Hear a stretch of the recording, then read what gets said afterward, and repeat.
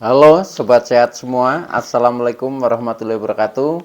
Salam jumpa kembali dengan saya Sugito di channel Berbagi Sehat, channel edukasi dan motivasi seputar asam lambung, gut, anxiety, psikosomatis. Berdasarkan pengalaman saya sebagai orang yang pernah mengalami gangguan asam lambung, gut, anxiety, psikosomatis. Harapan saya khususnya kepada teman-teman yang masih dalam penderitaan asam lambung, gut, anxiety, psikosomatis, setelah menonton video ini akan dapat tersugesti dan termotivasi untuk dapat cepat sembuh. Saya bisa sembuh, insya Allah teman-teman pasti juga bisa sembuh, badai pasti berlalu. Baiklah teman-teman, pada kesempatan kali ini saya akan berbagi seputar asam lambung, gut, anxiety, psikosomatis dengan topik badan oleng, sempoyongan, keliengan, dan pembahasannya. Baiklah teman-teman ya, sebelum saya lanjutkan, tolong yang belum subscribe channel ini, klik subscribe dan loncengnya, supaya teman-teman tidak ketinggalan konten video-video berikutnya. Dan jika suka, klik like, selalu bagikan ke sosial media teman-teman. Semoga bermanfaat buat kita semua. Baik, kita lanjutkan. Jadi topik kita kali ini adalah badan oleng, sempoyongan, keliengan ya, dan pembahasannya. Teman-teman semua perlu kita sadari bahwa penderitaan asam lambung, gut, anxiety, psikosomatis yang disebabkan oleh multifaktor ya, baik itu faktor fisik maupun faktor psikis, dengan sensasi yang sangat beragam mulai dari ujung rambut sampai dengan ujung kaki yang sering kita kenal sebagai 1001 rasa sensasi. Memang sungguh luar biasa, sungguh dahsyat, dan perlu kita tangani dengan bijak agar penderitaan asam lambung, gut, anxiety, psikosomatis dapat cepat membaik hingga sembuh total. Nah, khusus pada session kali ini ya, saya sharingkan hal ini mengingat ketika kita masih di fase-fase terendah maupun di fase pemulihan ya, yang namanya sensasi ini ya, yaitu kita sering merasakan sempoyongan, keliengan, ini termasuk sensasi yang bandel ya. Jadi saya juga lama mengalami hal ini. Nah, maka dari itu penting untuk kita simak sampai dengan selesai video ini ya, supaya tidak gagal paham. Dan alangkah baiknya jika teman-teman juga menonton video-video saya yang lain ya, karena di setiap video itu saling berhubungan, saling melengkapi, sehingga pemahaman kita tentang seputaran gangguan asam lambung, gut, anxiety, psikosomatis jauh menjadi lebih komplit. Nah, dengan komplitnya referensi yang kita pahami, maka akan mempermudah ya ikhtiar kita secara holistik untuk keluar dari jeratan asam lambung, gut, anxiety, psikosomatis ini hingga sembuh total. Nah, teman-teman semua, jadi ketika kita mengalami sensasi-sensasi, contohnya badan goyang ya, oleng ya, sempoyongan ya, keliengan, itu sebenarnya hal yang biasa ya, hal yang wajar bagi orang-orang yang mengalami asam lambung, gut, anxiety, psikosomatis ya. Akan tetapi ketika kita belum memahami ya karakternya seperti itu, memang ini sesuatu banget ya, sesuatu banget yang sangat menakutkan bagi kita, sehingga kecemasan kita itu menjadi semakin kuat ya, akhirnya kita menjadi semakin merasa ketakutan ya, semakin was-was, semakin khawatir dan seterusnya ya, karena dipicu oleh sensasi-sensasi seperti itu. Sehingga sensasi fisik yang awalnya dari sensasi fisik kemudian berkembang ya, psikis kita juga mengalami guncangan ya. Contohnya itu kita selalu menjadi ketakutan ya, menjadi khawatir, menjadi cemas berlebihan. Nah, itu karena sering dipicu adanya sensasi-sensasi yang memang luar biasa ya, termasuk dahsyat ya. Karena apa? Karena ketika kita sudah mengalami keliengan ya, apalagi ditambah dengan mata buram, itu otomatis ya, kita misalkan sedang aktivitas pun harus berhenti ya, karena yaitu rasanya luar biasa menakutkan itu loh. Rasanya seperti kadang kita mau pingsan ya, mau semaput lah seperti itu istilahnya. Nah, ini yang kadang menjadi tidak tahan ya itu. Tetapi bagi kita yang kadang sudah paham hal itu sebenarnya ya biasa-biasa saja ya, dan kita bisa mengatasinya itu seperti itu. Nah, maka dari itu dengan kita berusaha memahami, nanti lama-lama kita setiap sensasi itu bisa mengatasi sendiri teman-teman. Nah, dengan seperti itu maka semua sensasi itu akan terkendali ya, kemudian mental kita menjadi kuat ya karena kita bisa mengatasi. Nah, akhirnya kita akan membaik baik secara fisik maupun secara mental. Nah, ketika kita sudah kuat secara mental, kemudian secara fisik juga akan baik ya, disitulah kita mulai sembuh. Itu seperti itu teman-teman ya. Nah, maka untuk memahami ya, ketika kita masih mengalami oleng, sempoyongan ya, itu kadang kita sedang duduk saja seperti ini ya. Itu kalau nggak bersandar ke belakang atau mungkin nggak pegangan di ini tangan-tangan ini kursi ya, itu kadang juga sepertinya mau roboh. Itu seperti itu ya, ketika di saat kita sedang oleng, sedang goyang ya, sedang sempoyongan, itu seperti itu. Nah, apalagi ketika kita sedang berjalan, nah, otomatis kita akan kacau ya. Nah, makanya dari itu memang ini harus betul-betul kita pahami. Nah biasanya ya sensasi-sensasi itu muncul itu memang sebabnya baik secara fisik maupun secara psikis itu saling berhubungan teman-teman ya. Saling berhubungan. Nah, sebab secara fisik itu biasanya bisa jadi karena kita kadang kurang nutrisi ya, contohnya makan, minum, nah mungkin sampai terlambat makan, atau mungkin kita dehidrasi ya, kurang minum. Nah, itu biasanya juga seperti itu ya, rasanya kadang sudah mulai keliengan, pusing-pusing, itu juga kadang seperti itu. Nah, maka dari itu ya solusinya bagaimana, harus kita jaga ya, nutrisi kita tetap istilahnya terpenuhi lah, terpenuhi baik makannya maupun minumnya. Jadi usahakan cukup ya, jadi berlebihan juga tidak baik ya, kekurangan juga tidak baik. Jadi cukup ya, itu yang terbaik, itu seperti itu. Nah, itu silahkan dikontrol sendiri-sendiri saja ya, supaya sensasi-sensasi seperti itu tidak sering muncul, itu seperti itu. Nah, kemudian yang kedua, sebab secara fisiknya kadang kita karena ini gerak tubuh itu terlalu cepat ya, terlalu cepat, apalagi gerak yang kadang kita merunduk ya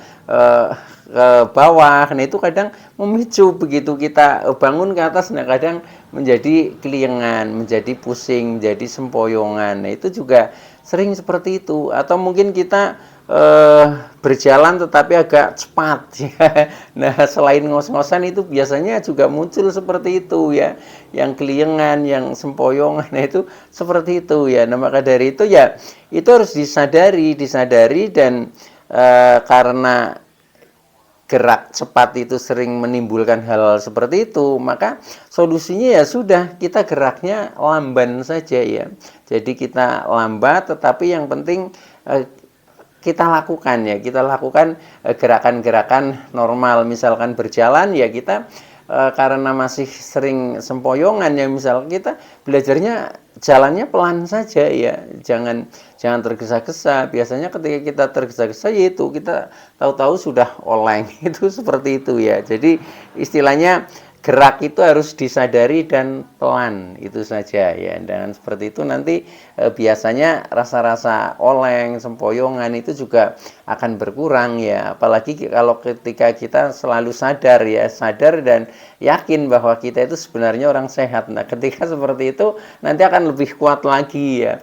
Nah, lebih kuat lagi diafirmasi juga dengan doa ya. Contohnya waktu itu pada saat saya masih selalu sempoyongan, keliengan ya, setiap langkah saya berjalan itu sambil bertahlil teman-teman. Jadi sambil membaca doa-doa itu. Nah, itu akhirnya ada energi baru ya, energi baru yang sepertinya menjadi kuat ya. Itu tentunya kuat ya secara mental ya secara fisik, itu seperti itu. Karena berhubungan ya, walaupun kadang sebenarnya fisik kita kuat, tetapi kalau mental kita kacau ya, mental kita down, nah itu ya sama saja fisik kita menjadi kacau. Itu seperti itu ya, karena kita terkena psikosomatik ya. Jadi apa yang dipikirkan ya, itu akan direspon oleh tubuh kita.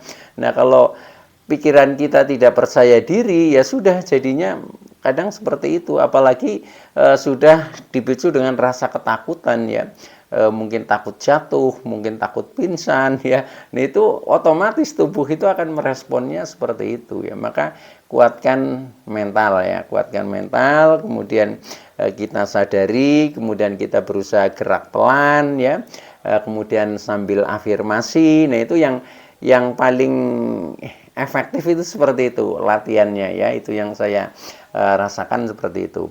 Nah, kemudian sebab berikutnya ketika kita masih mengalami oleng, sempoyongan ya, keliengan, nah itu bisa saja karena kita kadang kurang gerak ya, kurang gerak juga begitu kita gerak itu akhirnya menjadi oleng seperti itu, jadi kurang gerak atau kurang olahraga lah ya.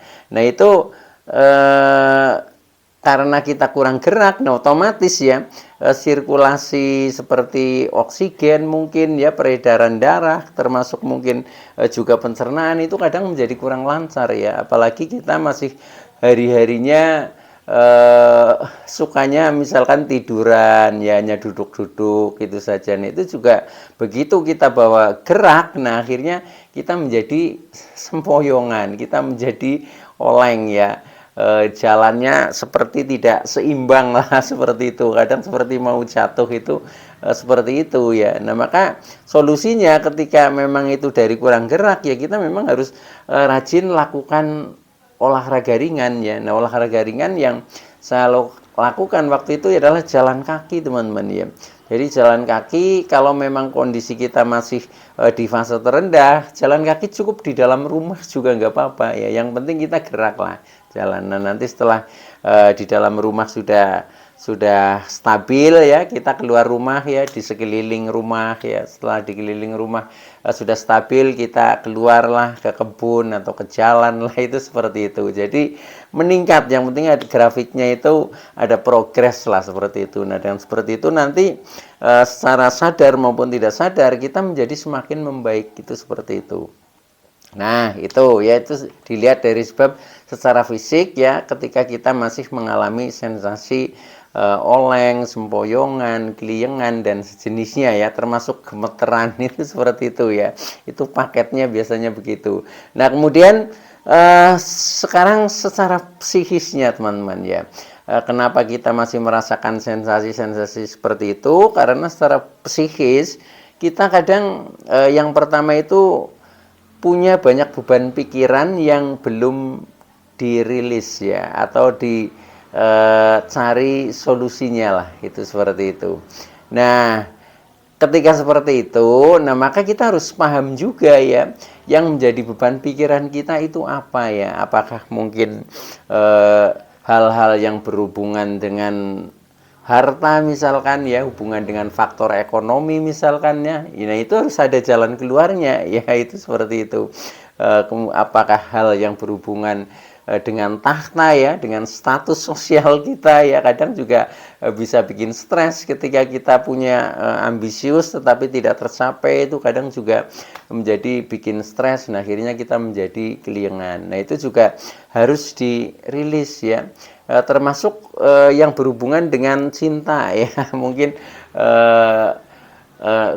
dengan cinta maksudnya hubungan baik lah, hubungan baik dengan mungkin dengan pasangan kita sendiri, dengan anak, dengan orang tua ya, dengan keluarga, termasuk dengan kerabat dan lain sebagainya. Nah, itu juga kadang menimbulkan juga ya, menimbulkan beban pikiran kita. Nah, hal-hal seperti itu kan yang memahami diri kita sendiri. Nah, itu yang harus kita rilis seperti itu. Nah, cuma permasalahannya kadang tidak semudah yang kita katakan ya, walaupun kadang kita misalkan secara lisan ya, kita mengatakan sudahlah saya maafkan dan sebagainya, tetapi kadang hati kecil ya itu kadang belum ya, itu artinya bawah sadar kita itu belum bisa melepaskan seperti itu. Nah, maka kalau seperti itu, nah salah satu jalan memang kita harus afirmasi, afirmasi supaya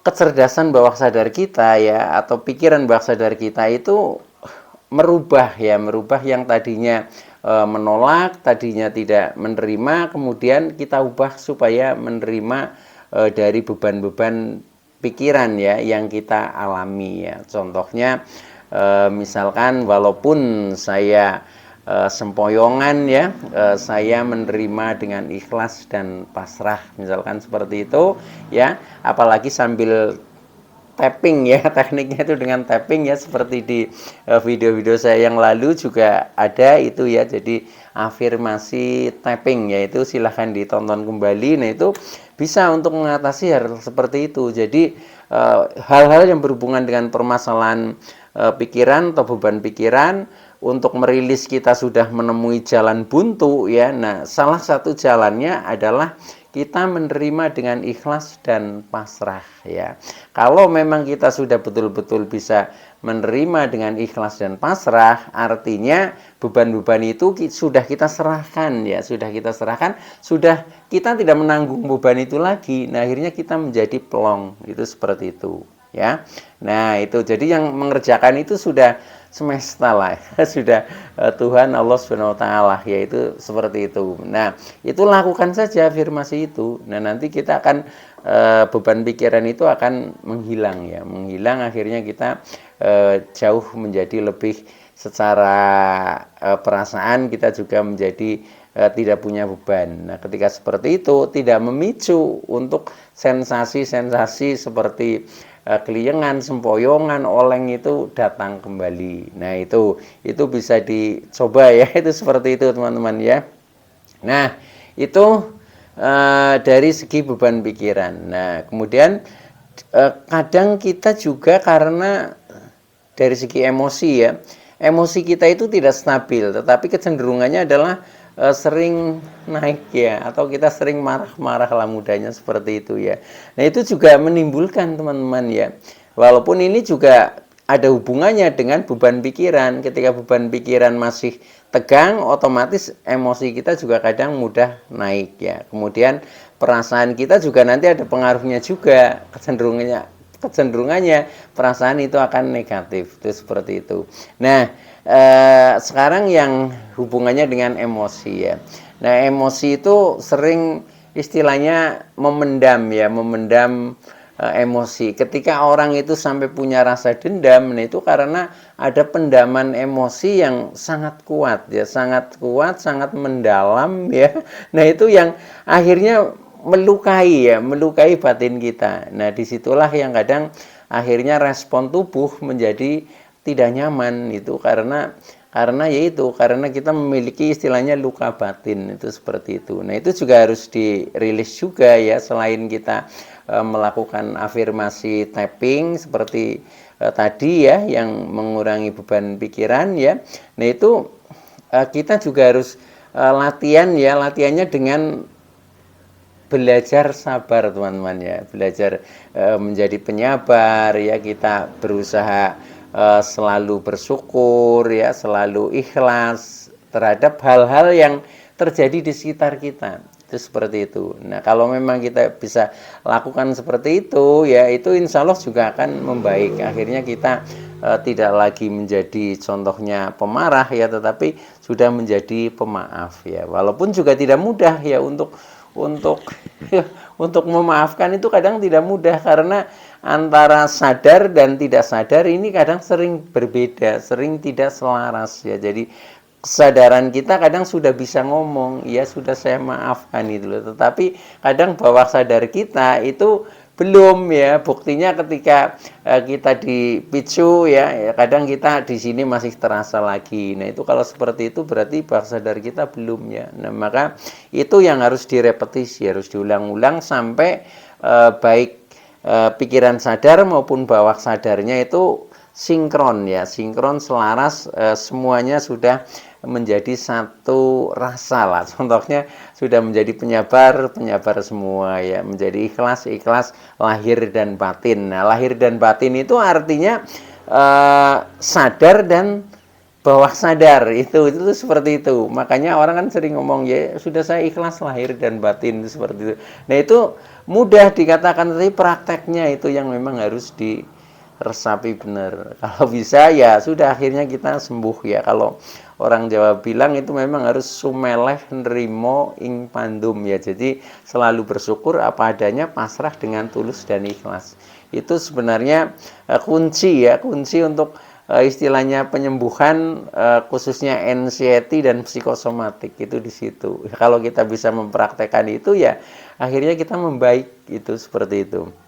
Nah, yang terakhir dari segi perasaan ya. Tadi dari segi pikiran ya jangan banyak beban, dari segi emosi harus stabil. Nah, dari segi perasaan. Nah, ketika pikiran tegang, emosi juga sering naik, biasanya perasaan kita akan negatif.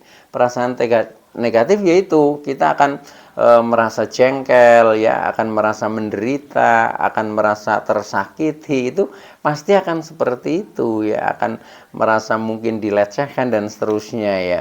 Nah, ketika seperti itu ya memang harus kita rubah juga teman-teman ya. Jadi kita mulai belajar merasakan istilahnya kebahagiaan. Nah, kebahagiaan itu bisa didapat setelah kita awali dengan syukur teman-teman ya. Makanya kalau kita dalam kondisi apapun kita masih bisa bersyukur ya.